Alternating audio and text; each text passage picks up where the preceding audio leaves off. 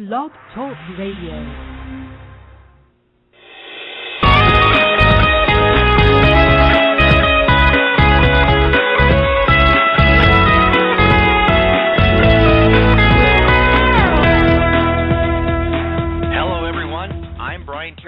And you're listening to Call Talk for July 19th, 2012.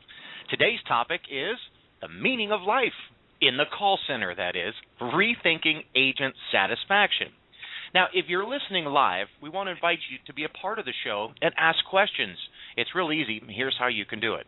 You can email me at Bryant@BenchmarkPortal.com, and that's spelled out BRIAN at BenchmarkPortal.com. Or if you're listening on the phone or even close to one, it's easy to call in. Here's the phone number. I'll give you a second to grab a pen. But the phone number to call in for questions is 347-857-3117. And then make sure to press the number 1 on your phone to let me know you have a question, and I'll get you in. Really quick again, here's the number, 347-857-3117.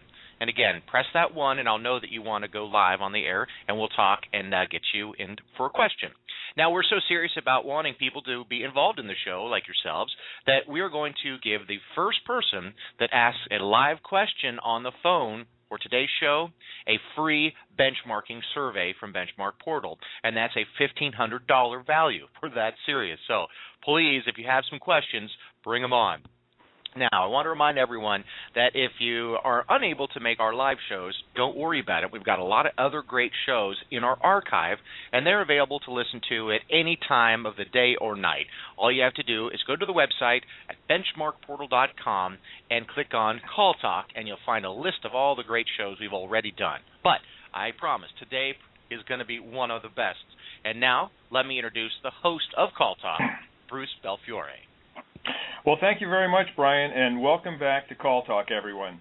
Today's topic, as Brian mentioned, is the meaning of life in the call center, rethinking agent satisfaction. And for this, we brought in a real expert on the topic, Professor Teresa Amabile. Teresa is the Edsel Bryant Ford Professor of Business Administration at Harvard Business School, as well as a Director of Research. Her research investigates how life inside organizations can influence people and their performance. She's the co-author of books, The Progress Principle, Creativity in Context, and Growing Up Creative, as well as over 150 scholarly papers, chapters, case studies, and presentations. She's presented her theories, research results, and practical implications to various groups in business and government, education, as well as Google, Pixar, Intel, TEDx Atlanta, Procter Gamble, and others. In fact, I recommend her TED presentation, which you can find on YouTube. Teresa graduated from Canisius College in Buffalo, New York, and holds a Ph.D. in psychology from Stanford University. And I read The Progress Principle when it was hot off the press exactly a year ago, and I was so excited by the ideas in it, and particularly the in-depth research methodology she used. This was 14 years' worth of labor of love that she and her co-author Stephen Kramer put into it.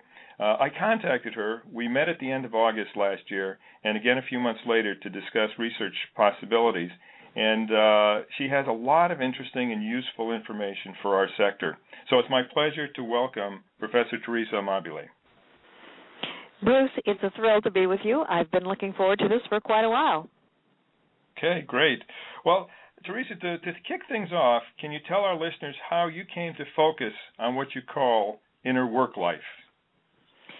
Sure, I'd love to. First of all, let me say what I mean by inner work life. It is really what goes on inside people's hearts and minds at work.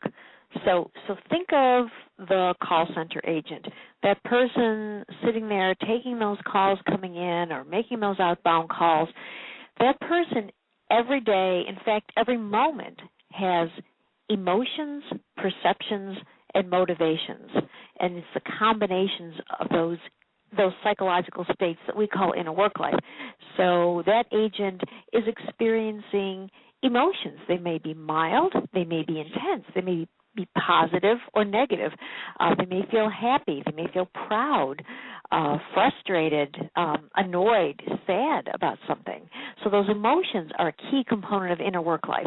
Another component is perception, and that is just the agent's thoughts, impressions, judgments about what's going on around them and what it means.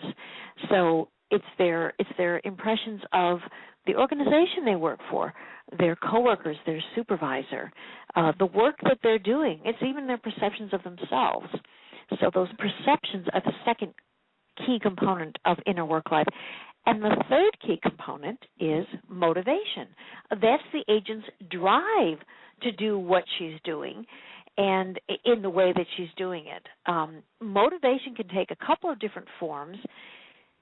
We're particularly interested in intrinsic motivation because that tends to lead to the most engaged and deep-level work that people can do. And intrinsic motivation just means doing something because you're interested in it, you're excited by it, you are feeling involved in it, you enjoy it, you feel that it has some meaning, some real purpose that you care about. There's also extrinsic motivation, which is doing something in order to get that paycheck, in order to get a bonus maybe, in order to get a good performance review. Extrinsic motivation, of course, does enter in also. So it's all those things together that we call inner work life. And I wanted to study this along with my colleagues and my primary co-author, as you mentioned, Stephen Kramer, who's also my husband. You can ask me about that later on if you want, Bruce.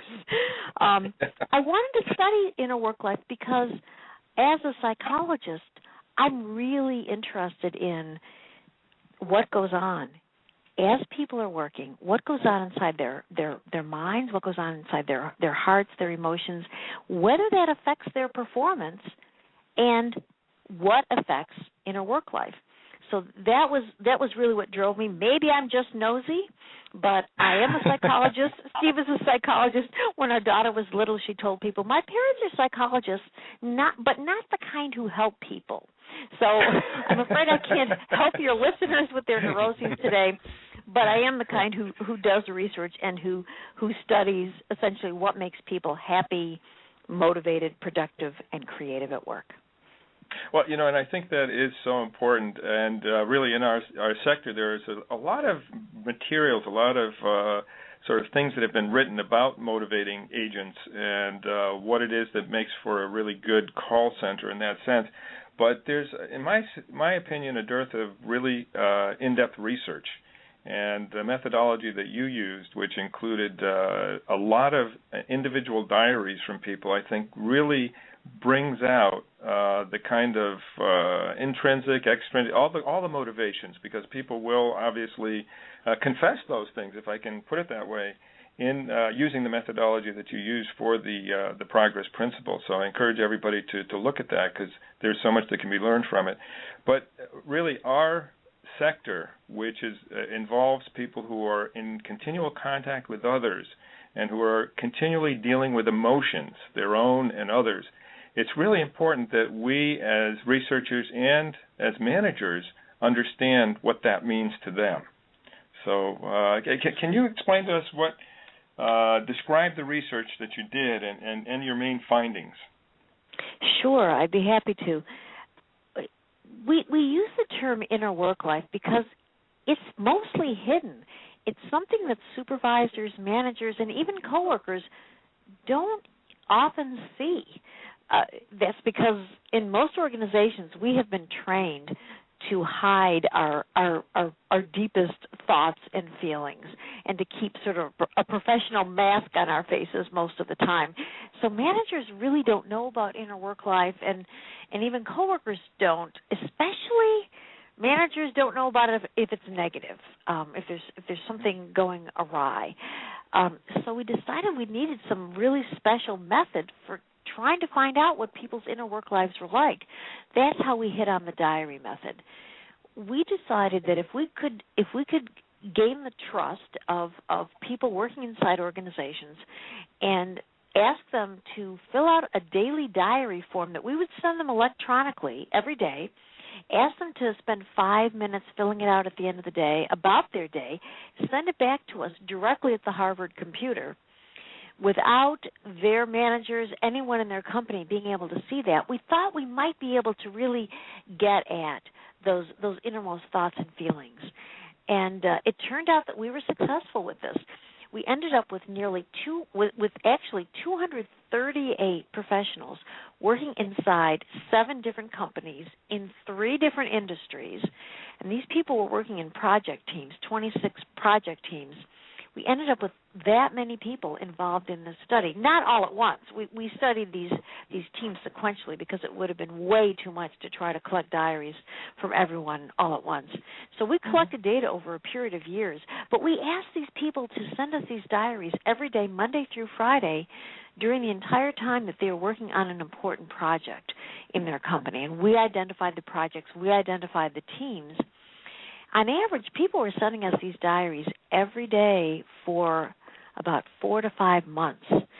So we ended up with a treasure trove of nearly 12,000 daily diaries. And those diaries had information on emotions, perceptions, and motivations because we asked specific questions about that in the diary form.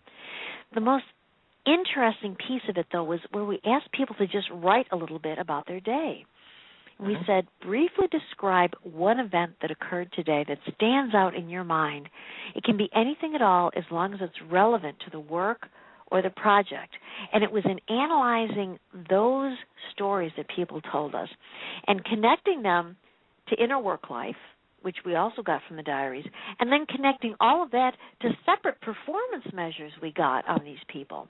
It was through that we made our main discoveries. And I'd love to tell you about the 2 main findings, but let me see, Bruce, if you have any questions, anything else that you want me to clarify about the method.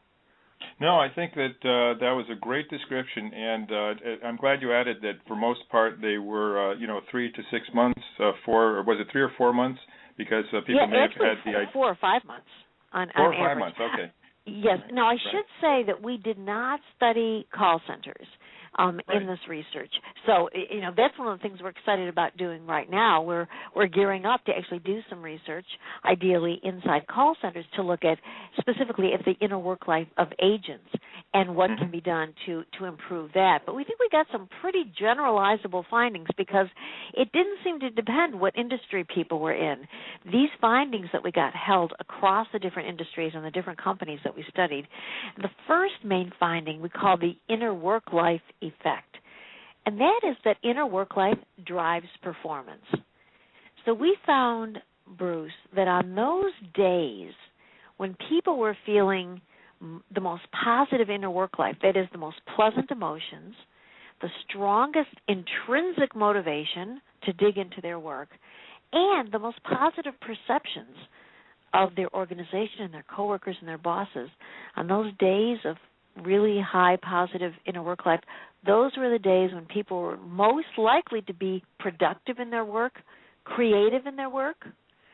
They were most likely to show deep commitment to what they were doing, to really show up, be there, get the work done, and they were most likely to be good colleagues to each other.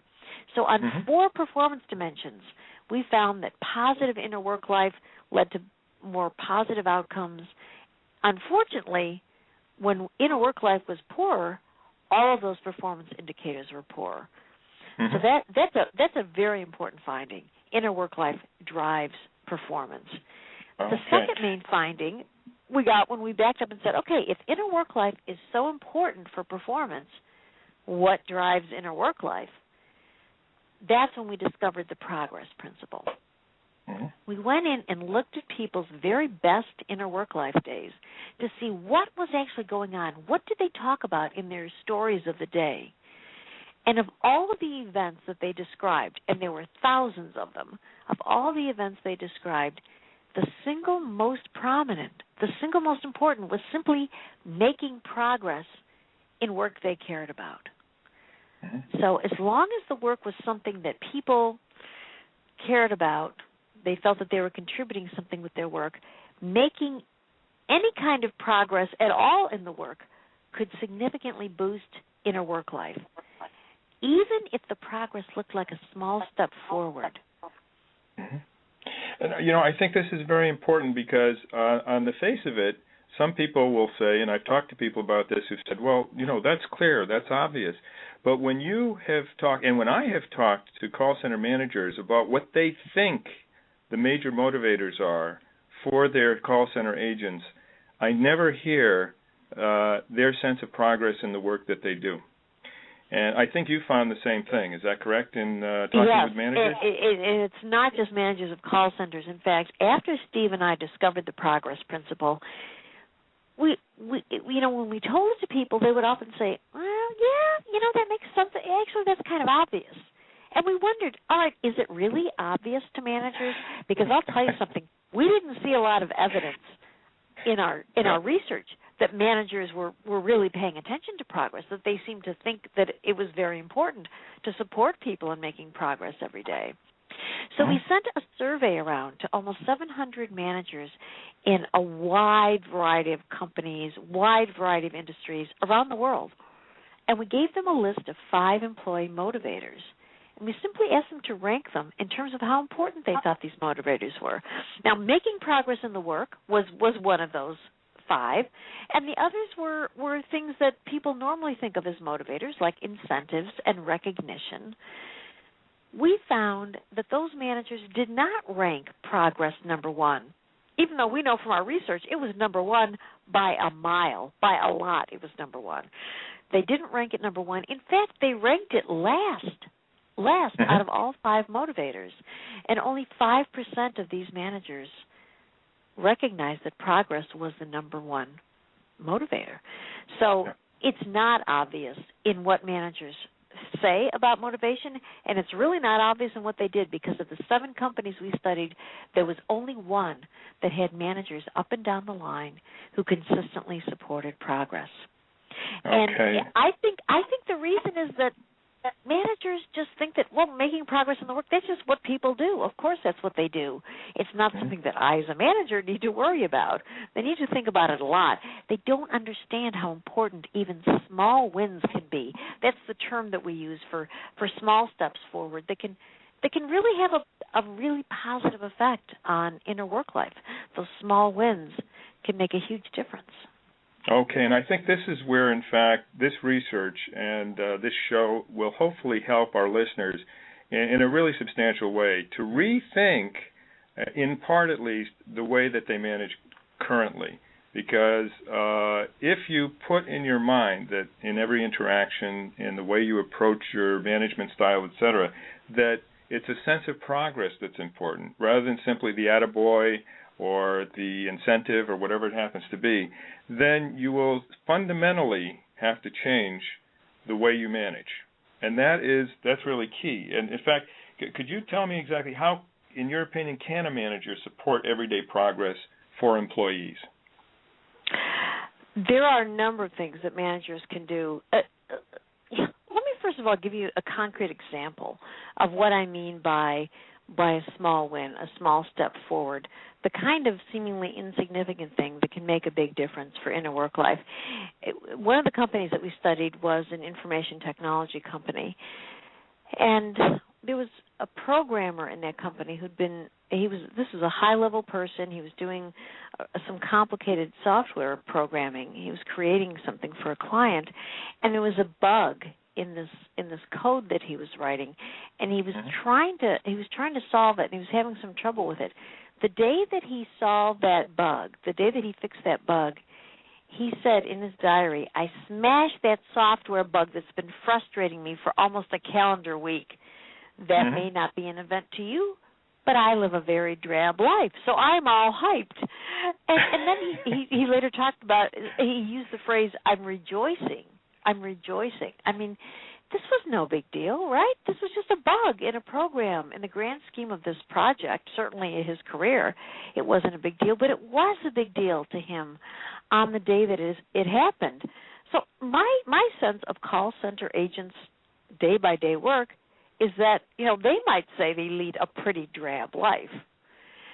If a supervisor, if a manager can do something that will make it even a bit more likely that those agents will be able to experience progress in their day-to-day work, they can do a lot to leverage the progress principle.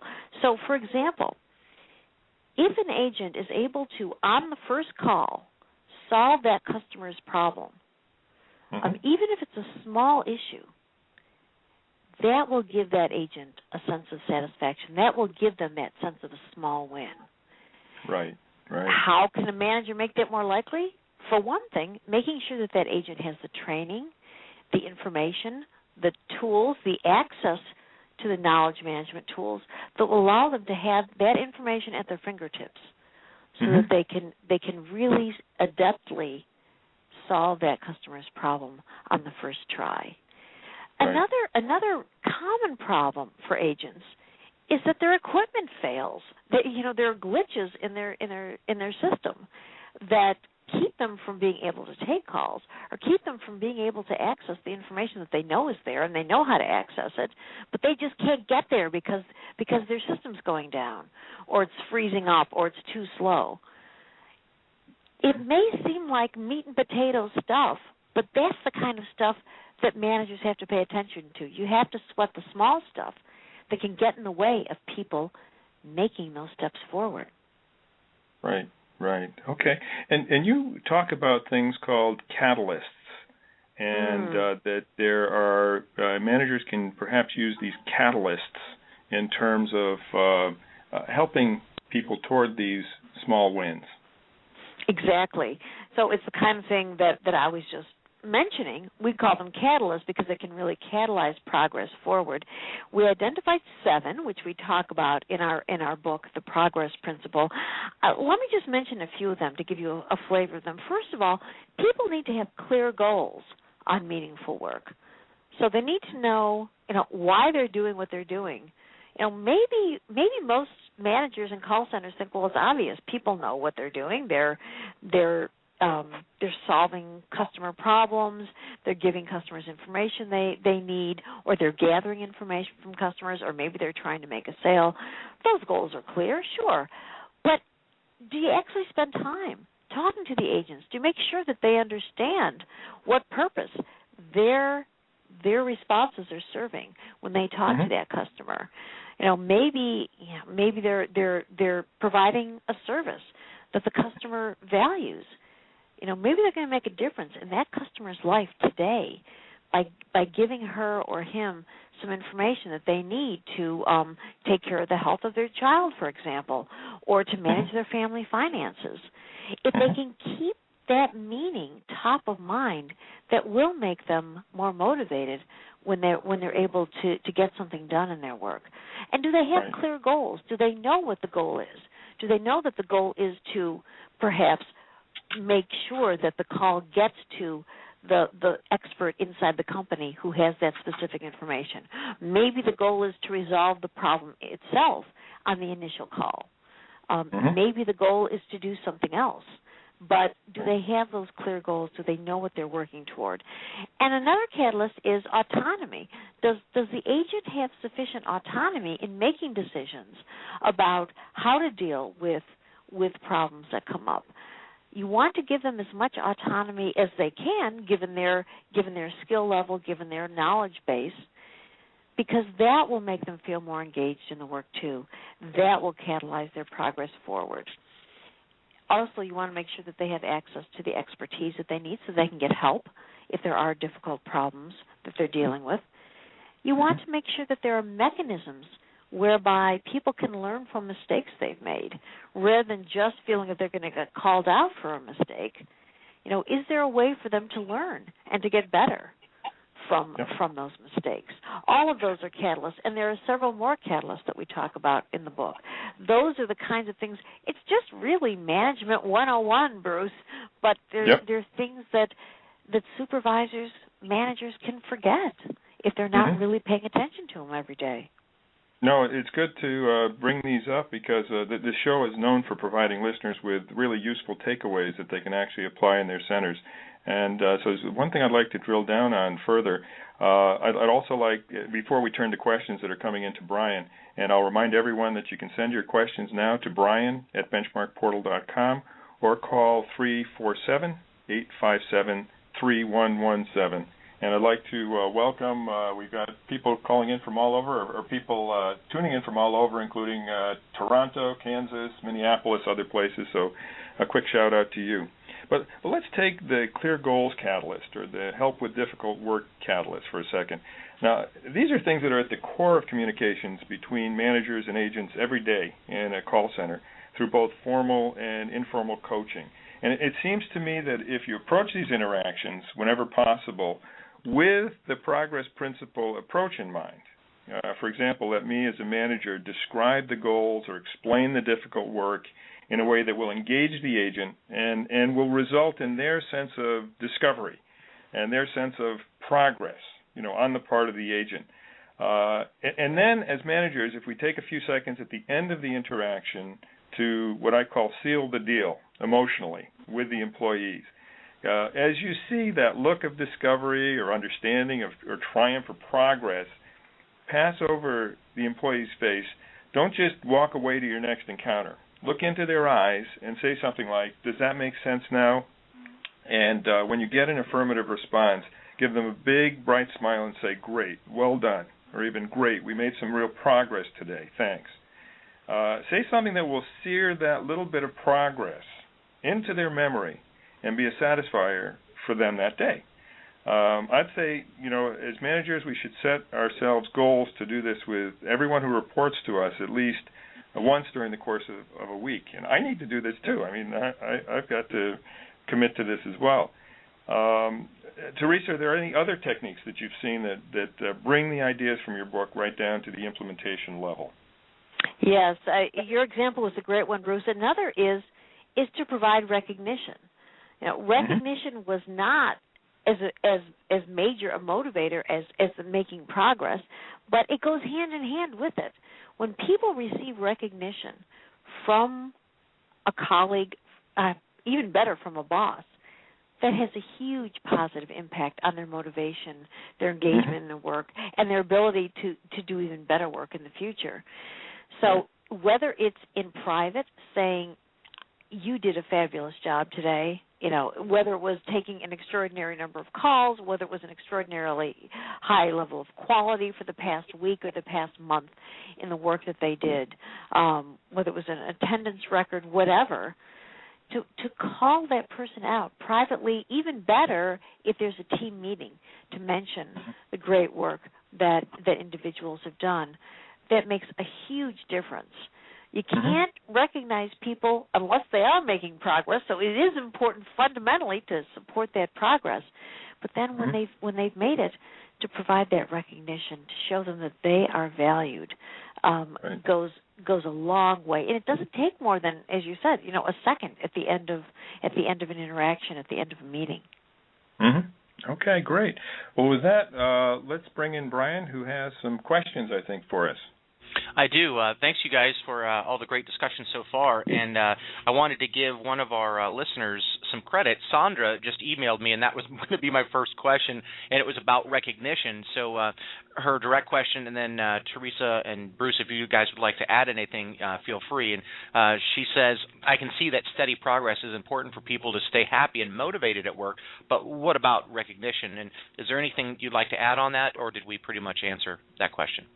Actually, let me just say that recognition, when it came from somebody who mattered to the individual, made them as happy as anything. Sandra's absolutely right. It is a huge boost to inner work life. But there are other things that make people feel great because, like recognition, they nourish the human connection that everyone needs. And I think that's fundamentally why recognition is so important. We call these nourishers because they do nourish the human spirit. Another key nourisher is camaraderie. If you give the employees in your call center opportunities to bond with each other, to develop mutual trust and enjoyment, that too can go a long way toward boosting inner work life. And I know some managers who are very savvy at doing this and who genuinely enjoy doing this.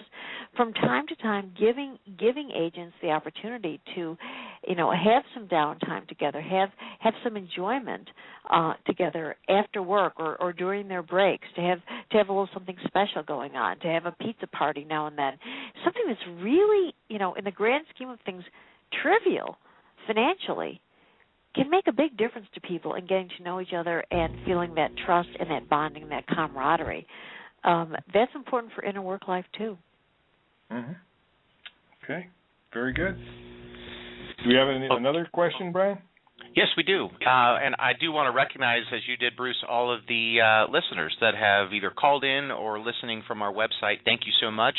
And as Bruce also mentioned, we have some listeners from around the country. So all you have to do, if you'd like to ask a live question, is just hit the number 1 on your phone, and we'll be sure to get you in, as we really want to encourage some involvement from our listeners. So please do that if you're listening. And if you're shy, I understand. Email is another great way to go. And I've got a couple questions already, but Bryant at BenchmarkPortal.com is where you can send those questions. And we've got about 10 or so minutes left in the show, so if you can, do it now. So anyway, this one comes from Brad, and we've talked a lot about recognition and kind of a positive aspect, but this one is there any downside to all of this? Yeah, there's actually a big downside to the progress principle.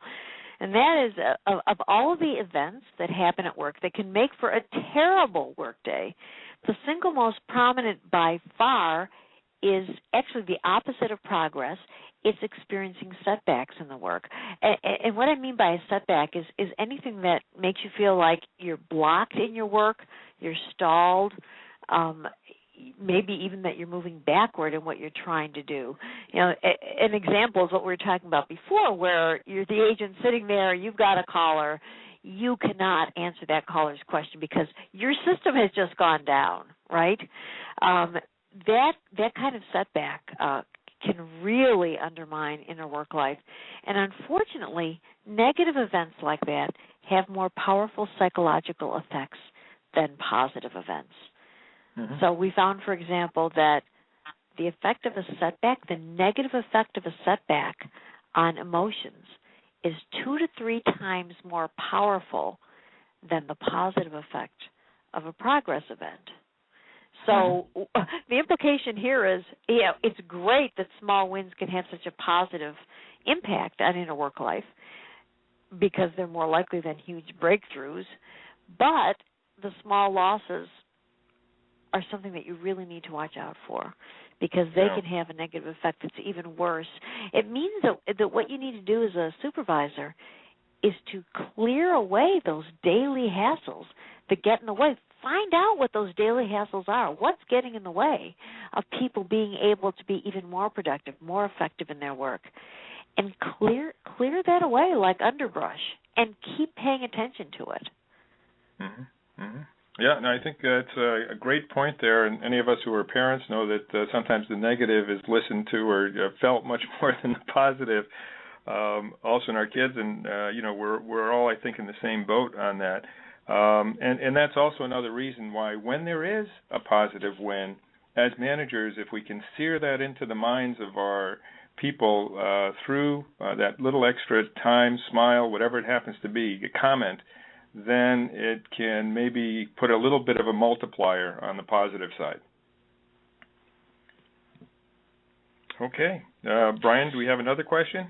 Yeah, we've got about, 10 minutes left in the show. I've got one more question, but if you don't mind, Teresa, I'd like to ask you one that I came up with. And the question is dealing with managers that might be a little nervous about either training or motivating their agents or their employees so much as that they end up taking their role. How do you coach someone in that position to be a good manager still?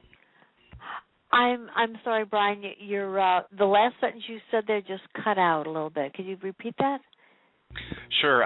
How would you coach a manager if that manager was nervous about giving too much incentive or motivation to his or her employees and that they're afraid of losing their job to one of their employees? Oh, wow. So that's actually a very tricky issue. Mm-hmm. I believe firmly what Peter Drucker always said, which is that you should be focused on trying to find the absolute best people that you can.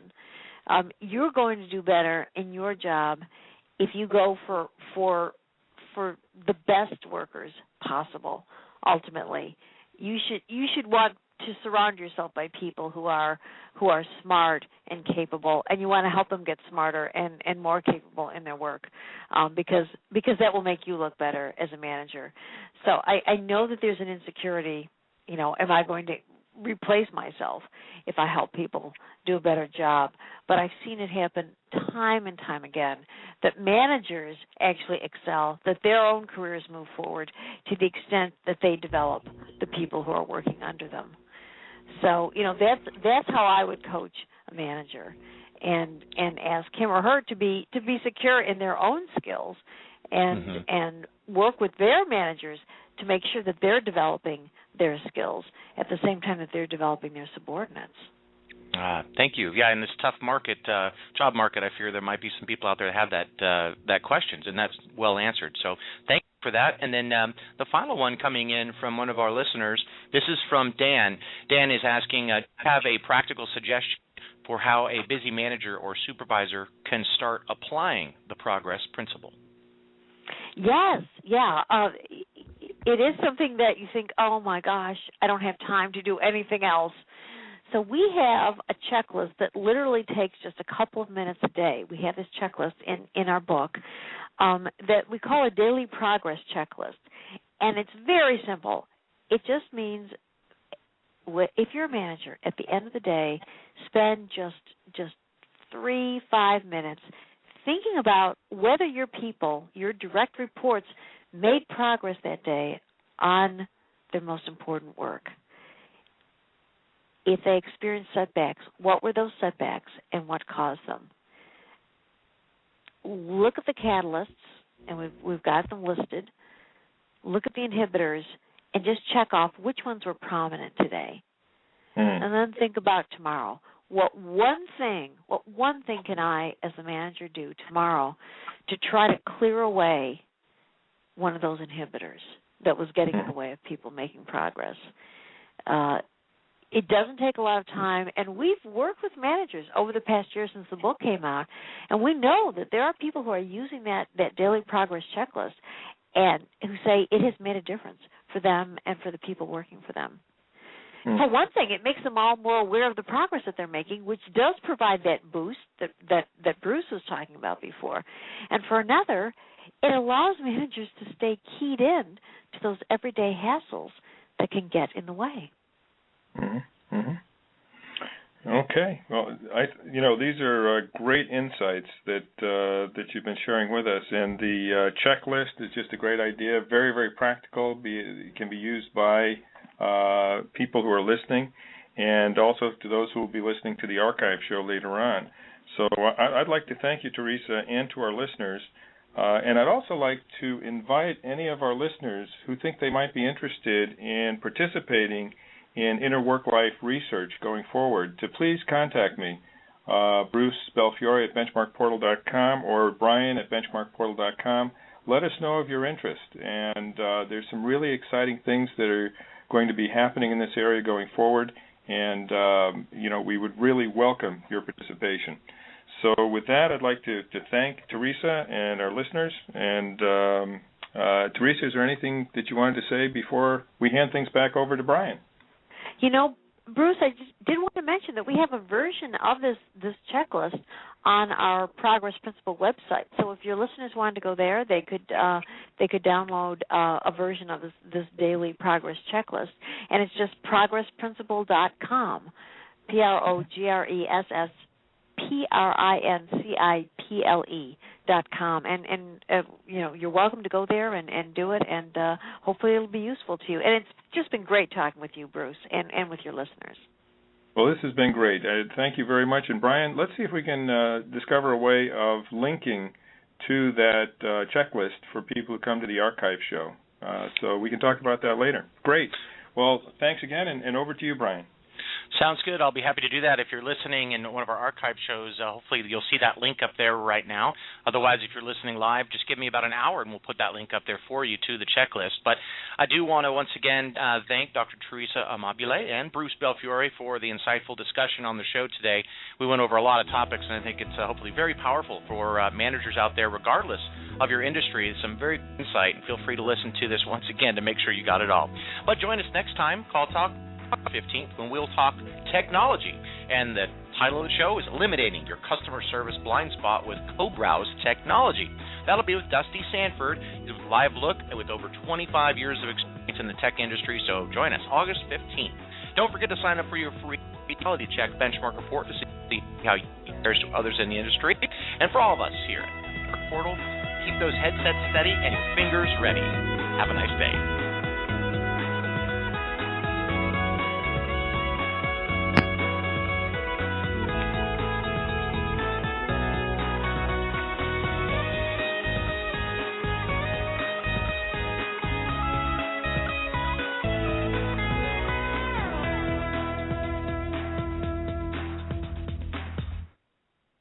And that's a wrap. Take care.